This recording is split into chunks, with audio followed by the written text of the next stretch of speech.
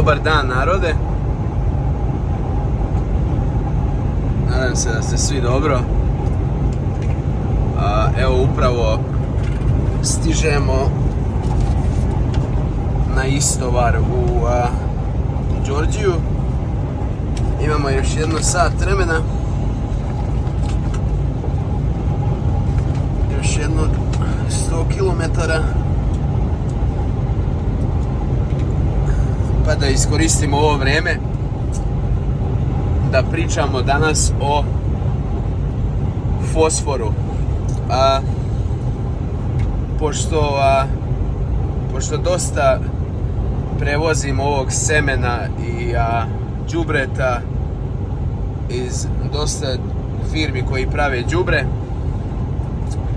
ovim magacinima i farmerima i to po cijeloj Americi, uvijek probam da ispitam ljude te i ti što to prave, što te testiraju i to sve. I sad skoro sam saznao nešto novo o fosforu što nisam znao. Znači, otprilike kao i 80% ljudi koji se bavi poljoprivredom, uvijek razmišljam što više đubreta to bolje, samo da se roka bit će bolje. Mislim to je neko mišljenje većinu ljudi, što više se baci bolje će biti. I u tom mom istraživanju i to jedan od tih osoba, ne znam kako bi rekao, tih osoba koja eksperimentiše i to, mi je rekla da ima 3 vrste fosfora. Nešto sam ja pričao o mapu i dapu i tako to, kao šta sam bacao po njivama, MPK, ovo ono, đubre. I oni su tako, počeo se čovjek smejati i bilo mu čudno, znaš, vozač kamiona da priča o tom. I onda smo tako malo sjeli i onda mi je pričao čovjek, kaže 3 vrste fosfora ima. Prva vrsta zove se orto P, kao ortofosfor, koji dolazi u mapu, u dapu, u većinu ovih NPK đubriva, 3.15-ice, 3.16-ice i te sve, većinu, znači 90% tih naših formulacija, ti malo budžetnih što mi imamo na našem tržištu, što koristimo. Orto P je jedan od najbrže rastapajućih fosfora. Znači, u roku od 2 nedelje 40% tog fosfora već je nedostupno biljci, već se vezalo za aluminiju, za željezata, za kalcijum u zemlji. Znači, posle 2 nedelje kako se stavi u zemlju, već 40% ne može biljka da iskoristi, ne samo ove godine, nego ne može da iskoristi. Znači, veže se ako se veže za kalcijum, onda kroz vrijeme ispari iz zemlje. Znači, što kalcijum, normalno, kalcijum isparuje, znači, izlazi iz zemlje cele godine, znači, izlazi iz zemlje sa vlagom, izlazi iz zemlje sa suncem i sa svim.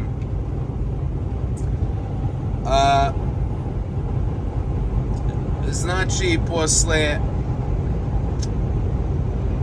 4 nedelje već 70% je neiskorišćeno. Znači, najviše što može prosječna biljka iskoristiti je 20% tog fosfora. Na primjer, pšenica kad se seje u zimu, znači bacimo map, zatanjiramo i sejemo u to. Najviše 20% ta biljka iskoristi te cele količine koje bacimo u zemlju, zato što kao prvo ta biljka tek počela da raste korenje i tek počela da izlazi, koliko ona može da povuče fosfora, koju količinu. znači jako male količine. Sada je to biljka u punom rastu, pa bi mogla, na primjer, u 2-3 nedelje da sebi izvuče dovoljno koliko joj treba. Na primjer, žito, pšenica, ja ga uvijek kažem žito, strna žita, ječam i te ostale biljke, najviše fosfora iskoriste od marta, znači kad se završava zima, do maja. 70% količine uvuku od marta do maja, znači. A mi koji ga, znači, bacamo i zatanjiramo, nama je već skoro sav nesto do marta i do maja. Male jak količine ostale u zemlji, do kojih biljka već mora biti u punem rastu da bi koren mogao da dohvati do tog fosfora.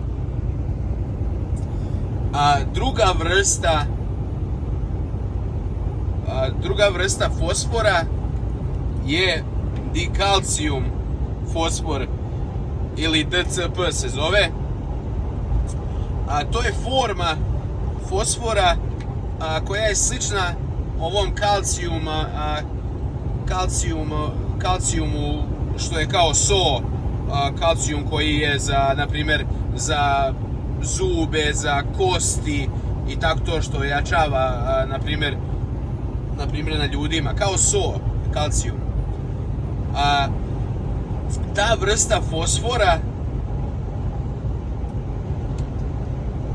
se jedino može iskoristiti kada koren, znači kada koren biljke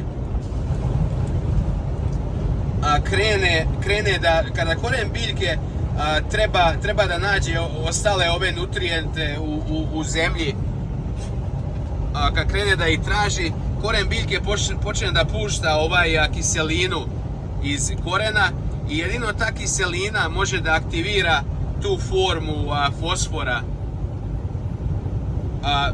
tu kalcijumsku formu fosfora.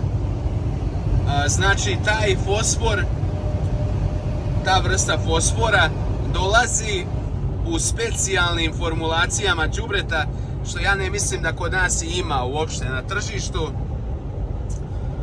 To je obično formulacija, ona što ide kao NH 302, tako nešto, NHP, tako nešto, nebitno, možete pogledati na internetu, sad da ne gledam. Znači ta forma može da potraje biljci duže vreme, zato što je nedostupna dok god biljka ne počne, znači kad je već u punom rastu, kad biljki treba najviše fosfora, ona iz korena počne da pušta tu kiselinu i ta kiselina aktivira taj fosfor koji je zarobljen u tom kalcijumu. Znači, to je bolja forma fosfora nego što je u mapu i u dapu ta orto P koja brzo nestane u roku od 2 nedelje, 40% ne može se više iskoristiti, zarobljeno je u željezima i u drugim mineralima u zemlji. Treća forma se zove poli-P. Za poli-P to je najduža, uzme najduže da se ta forma aktivira, zato što je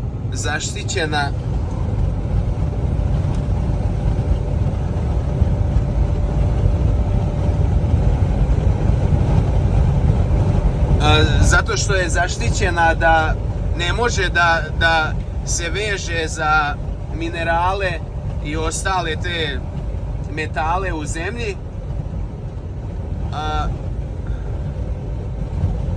Znači uopšte ne može da se veže, znači ne može nikada da postane ta forma da ne može biljka da je iskoristi. Znači ta isto forma je jako rijetka u đubretima kod nas. Mislim u Americi imaju 80 vrsta đubreta i koje čega, ali uglavnom, znači ta forma uzme jako puno, uzme duže vreme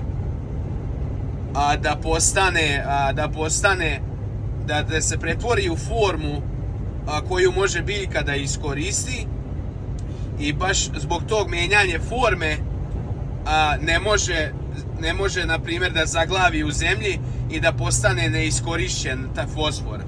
Znači kao ureja što se mijenja u nitratnu formu kroz vrijeme i onda biljka može da koristi, a na početku ne može. Tako isto i ova vrsta fosfora u toj poly-P formi isto uzme vremena da se pretvori u orto-P formu kao što je MAP i DAP, i zato tu nema toliko gubitka i ne može da bude nedostupna biljci, zato što uzme duže da se pretvori u tu formu. Znači otprilike oko mjesec dana, kao i u reji, uzme da pređe u formu orto-P fosfor koji može biljka, znači koji može odmah da koristi. I baš zbog tog ne može zemlja i ti minerali u zemlji da zaključaju taj fosfor u zemlji, da se više nikad ne može iskoristiti. I tako da od te sve tri vrste ima đubre koje pravi Jara Mila. Znači cela linija Jara Mila đubriva imaju formulacije 14, 14, 21, 16, 27, 7, 12, 11, 18, ne znam, 15, 15, 16, imaju hiljade formulacija, ali samo Jara Mila linija, znači druge jarine, Jara Korn, Jara Bela, oni nemaju taj fosfor extend se zove. Fosfor extend, on ima znači sve tri vrste fosfora u njemu. Znači Jara Mila linija ima fosfor koji biljka može tokom cijele vegetacije iskorištavati. Znači 30% ga je u formi orto-P, 30% je u formi poly-P, 30% je u kalcijumskoj formi. I znači od početka do kraja vegetacije najduže u zemlji može da potraje, da ga biljka koristi, znači do 90 dana ga biljka može koristiti pre nego što završi celu deformaciju i to i pretvori se u nedostupnu formu što ostane u zemlji. Jeste da je Jara Mila, ja nikad nisam koristio Jara đubriva, kao što svi znamo, koštaju, skupa su.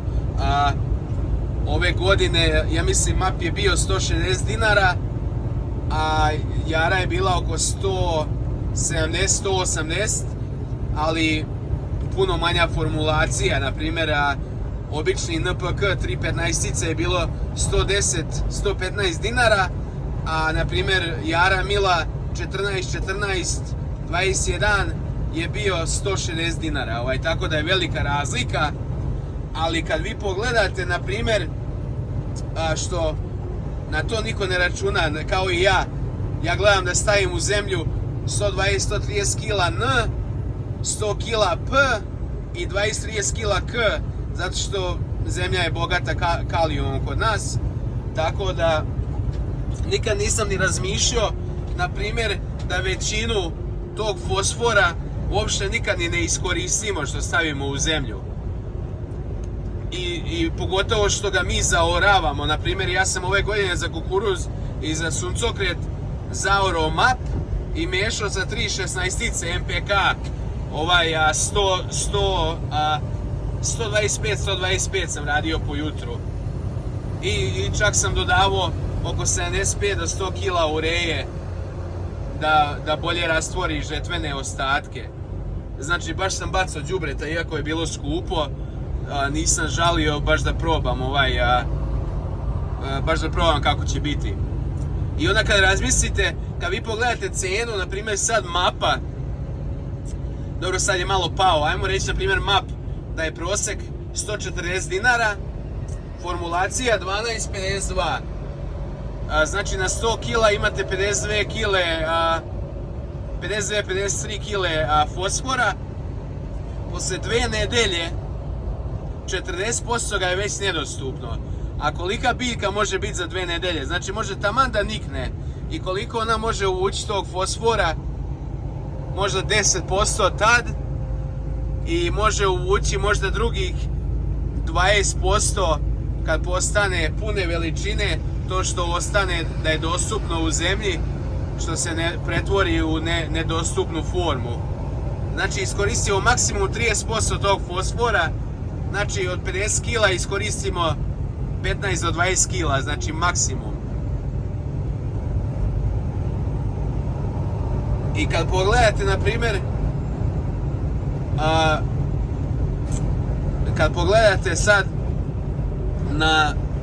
i što je najgore, znači biljka kad vam u martu, u proleće, kad pšenica treba najviše fosfora, 70% ga ona uzme između marta i maja, njega više nema dok god ne naraste velika biljka da dođe do njega opet u zemlji,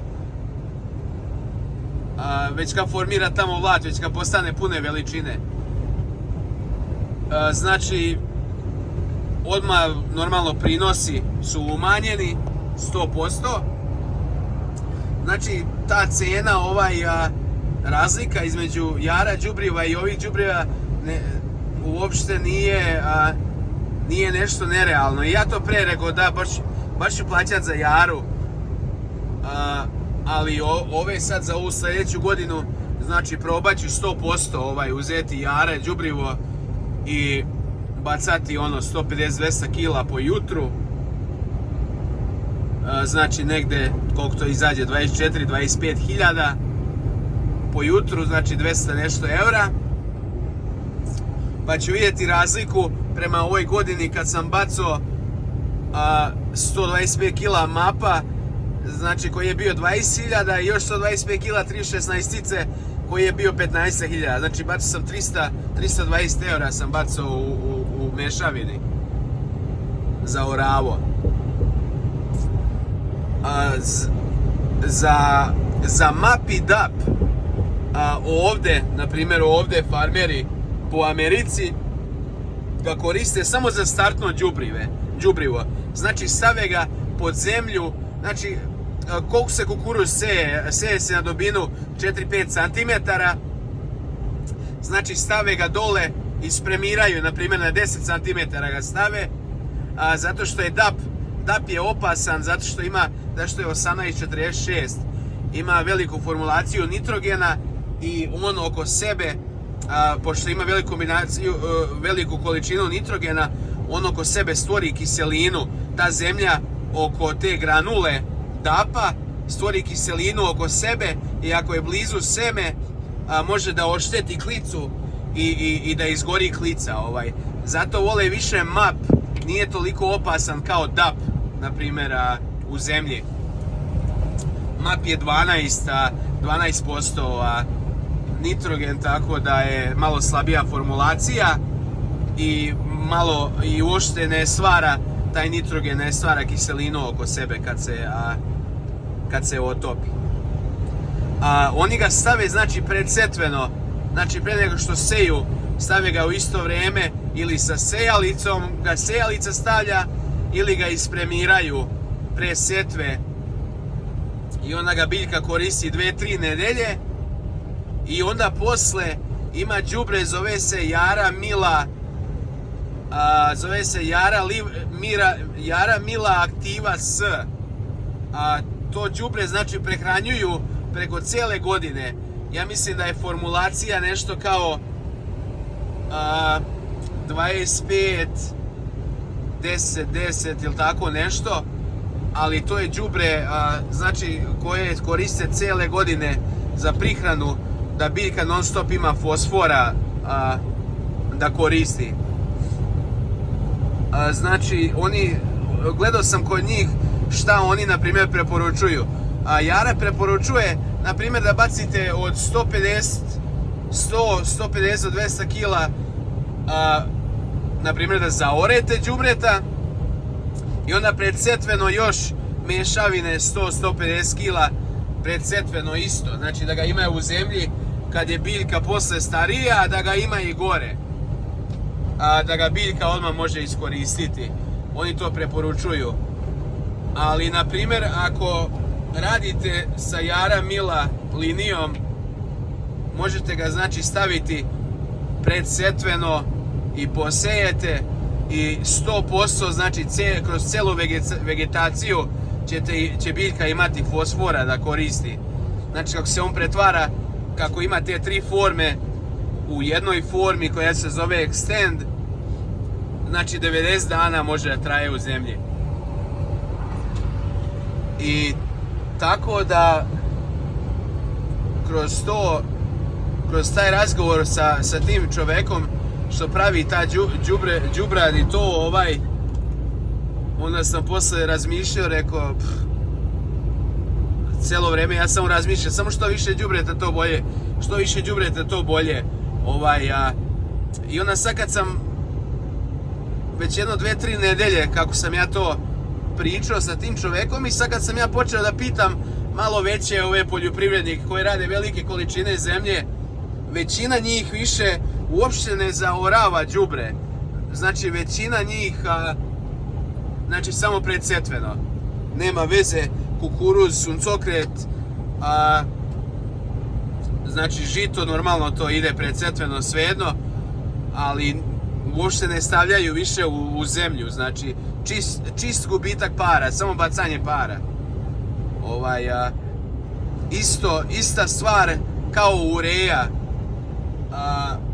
na primjer prihrana proletna urejom, najveća greška je odjednom baciti samo ureju i kako bude, kao da je u zemlji pa ga biljka uvijek ima.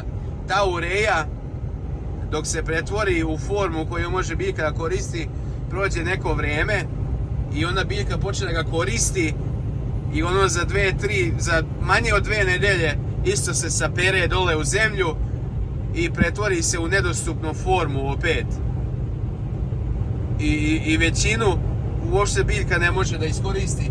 Sad na primjer da bacite 150-200 kila po jutru, sad na primjer ureje na pšenicu. Ona pšenica u kojoj je formi sad na proleće, ona može da iskoristi možda 30% tog. Znači, ajmo reći smo bacili 200 kila, znači to je 96 kila ureje, mislim 96 kila čistog azota. Od tih 96 kila iskoristila je možda 20-25 kila tako mala biljka. Ovo drugo je sve otišlo i sapralo se u zemlju i dok sljedeće godine, dok se seje opet, već postane nedostupno biljkama, vrati se nazad u nedostupnu formu i džabe što je u zemlji. Veže se na druge minerale i ne vredi ništa. Znači najbolje je male aplikacije, na primjer da bacate, ja znam da to košta goriva normalno, pogotovo ako su male parcele, lako je ovim velikim proizvođačima kad imaju parcele od 100-200 hektara, pa lako je njima proći 4-5 puta sa na primjer 50 kila ureje po na primjer jutru ili 100 kila po hektaru po 3-4 puta, lako je njima proći na tablama, na malim njivicama ode tu dosta goriva ali puno će više iskoristiti biljka da bacate 4-5 puta ureju po male količine nego da bacate jednu veliku količinu, zato što se samo sapere u zemlju a drugo, ne daj Bože da ne padne kiša, sve ode u vazduh, sve izvetri, tako da bolje su male aplikacije i možete vidjeti tačno na pšenici.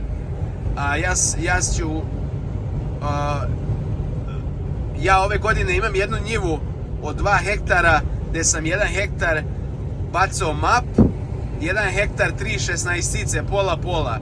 I normalno pšenica je puno bolja za sad na ovoj strani gdje je bačen map nego 3/16, ali mi je na primjer puno lošija tu pšenica nego gdje sam bacio i map i 3/16 na njivu. I sad ću isto baciti, najvjerojatnije Jara Milu ću baciti 14-14-21, za prihranu ću baciti isto mješavinu da vidim koliko će vratiti to žito, da vidim to što je gore žito, da vidimo će stići ova što su bolja žita, znači seja na isti dan i to. Dosta ljudi kaže da je to kao glupost, da se samo baca, za džabe se troši, ali to nije istina. Znači, NPK đubrivo u zemlji, kad ga bacite odozgo, u roku od 2 do 5 dana, znači normalno da ima vlage u zemlji, od 2 do 5 dana već ćete vidjeti promjenu na biljci, znači već pravi promjene na biljci. Od 2 do 5 dana već ima efekta, znači na biljke. Koliko se brzo topi i koliko se brzo prolazi kroz zemlju. I većina na primjer, po Rusiji, po Evropskoj uniji nekih zemalja, Amerika, normalno oni 100%, znači uopšte ne rade prihrane sa čistim azotom. Sve njihove prihrane su sa ta Jara Mila Aktiva S, što ima 26N, 6P i 6K, znači po malo fosfora i kalijuma daju, a nitrogena 26. Znači ima nitrogena koliko i kan, ali je u stvari NPK forma đubriva. Kao na primjer kompleksno đubrivo, to je jedna vrsta kompleksna đubriva, znači koje ima dobar efekta. Znači u proleće za prihranu nebitno, može se koristiti i verujem da će i kod nas vidim da sad sve više i više ljudi prelaze i malo, mislim, znate kako je kod nas, ima ljudi koji ne smeju od tate i mame, ima ljudi koji, kako je njihov deda radio, još rade i dan danas, iako se sve promenilo u zadnjih 10 godina više nego što se promenilo u zadnjih 30. Ima ljudi koji adaptiraju se tehnologiji, ima koji se ne adaptiraju nikada, a ima oni koji seju dan danas isto seme koje je sejalo 15 godina zato što im daje neki prosek, neće da se adaptiraju na ništa novo. Ali ja verujem kroz sljedećih par godina da će i kod nas početi sve više i više da se koriste kompleksna ta đubriva, malo ta skuplja đubriva, i da će se dosta prihranjivati sa sve tri sorte, pogotovo ako dolaze suše i to. Pošto, na primjer, vi zaorete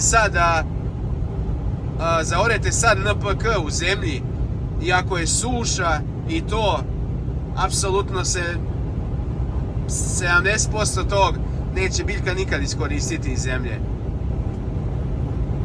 Znači, ako zemlja nema, ako je jako toplo leto i ubija ove mikronutrijente u zemlji isto, neće iskoristiti većinu tog nitrogena, tog fosfora i kalijuma iz zemlje. Znači, kako se klima menjat će se i korištenja đubriva. Ja bar verujem. Mada znate, ljudi su dosta zatupljeni po selima i neće niko da se adaptira. Onda uzme par godina, onda kad vide da neko dobro radi, a neko profitira, onda kao šta kako. Ali, na primjer, sad kad sam čuo, neće tebi niko reći, brate, što ne probaš ovo da baciš ovako, ili što ne probaš ono. Svako sakriva nešto, ali sad, na primjer, kad mi je ovaj čovjek malo ispričao i to, kad sam ja počeo se raspitivati sa ljudima, znači, jedan od najvećih proizvođača u mom kraju mi je prvi rekao, kaže da već 2, 3, skoro 4 godine nikad ne zaorava više đubre. Samo predsetveno Sava MPK baca. Što ostane u zemlji, ostane. Što ne ostane, ne ostane, i to je to. To je sve. Znači, da niko ne misli sad da ja radim za Jara Mila ili to, znači, ja vozim kamion, nemam, znači, apsolutno ništa, ne reklamiram nikoga, ja sam sam ove godine bacao, znači, MAP i 3.16-ice sam mešao da probam pošto MAP nema ovo, nema ono, i tako sam ovo je prva godina da sam miješao jedno i drugo. Obično jednu godinu jedno, jednu godinu drugo. Ali sljedeće godine verujem da ću krenuti sa malo drugačijim đubrivima, pošto ne isplati se to samo bacati tako. Isto ove analize zemljišta, to sam zaboravio što ljudi rade. Te analize zemljišta, to je samo tačno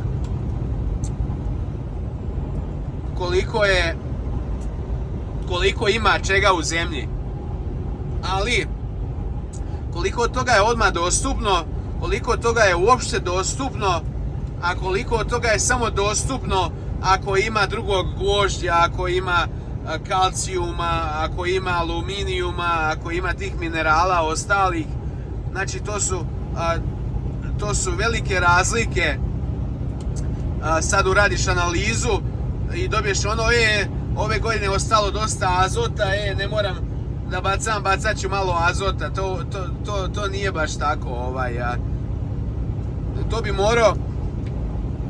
To bi morao otprilike meriti, raditi analizu svako mjesec dana ili testirati baš biljku, list i to za azot i za te stvari. Imaju sad one testere, znači baš na primjer od pšenice list testiraju tačno koliko ta biljka ima azota u tom listu, znači pokazuje broj i prema tablici možete vidjeti šta fali i te ostale stvari. Znači te analize jeste to dobra stvar, imate neku ideju šta da bacate, kako da bacate, ali to je otprilike 70% znači treba uvijek baciti više i treba aplikacije raditi kako vi mislite da je dobro. Znači probate na ovu njivu, probate ovako, na onu njivu onako, drugačije aplikacije na drugačijim njivama i onda vidite najlakše morate probati na istoj njivi, znači da ima sve isto, podelite njivu po pola i probate da vidite šta bude. Tako da nadam se da nisam bio dosadan ali je meni bilo interesantno jako kad sam to čuo, to nikad nisam znao. Znao sam za azot da imaju drugačije forme i to u ureji i na primjer u anu ima pola ovog, pola ove forme, tako da jednu koristi odmah, jednu tek posle može da koristi kao u ureji što može samo posle da koristi i tako to. A za fosfor prvi put čujem da imaju isto 3 forme, a prvi put čujem znači kod nas od 2000-ih godina se koristi MAP. Ja mislim da sam prvi put čuo za MAP 2007. 2008. ili tako nešto. I tad se zaoravo. A vidite, to je velika greška, dobro. Svejedno tu bude prinosa, ima tih 20-30% što se iskoristi, normalno bude to bolji prinos nego da nema đubreta uopšte, ali na primjer DAP i MAP su totalno namenjeni, znači predsetveno za taj prvi porast biljke u malim količinama, znači dovoljno je 40-50 kila po hektaru da se baci predsetveno kao startno đubrivo, znači da započne i onda posle treba se prehranjivati dalje. Nema tu šta, znači ja verujem da dolaze, da uskoro će svi početi prehranjivati sa NPK đubrivima, a ne samo sa azotom. Tako da vidjet ćemo. Ako sam dosadan, izvinite, ali rekao da podelim nešto što sam čuo i što sam saznao i ja, tako da kome mogu pomoći i drugi put ko je to već znao trebali ste ostalima reći i tako. Hvala puno što pratite kanal, čujemo se u sljedećem izdanju, pozdrav.